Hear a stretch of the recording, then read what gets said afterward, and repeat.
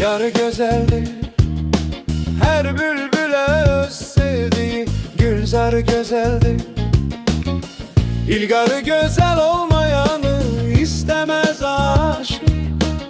Can verele canane ki İlgarı güzeldir.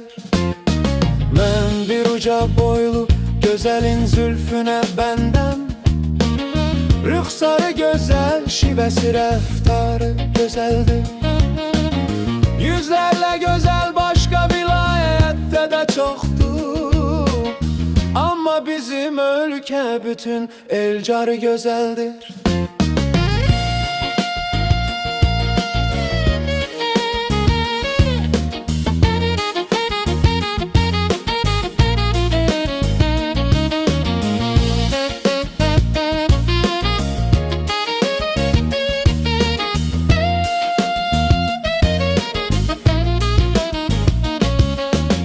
Yar olsa benimle, mene bigane ne eyler?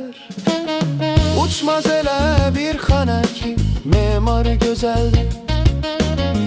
Ben istediğim şun o gülü geyri de sevdi.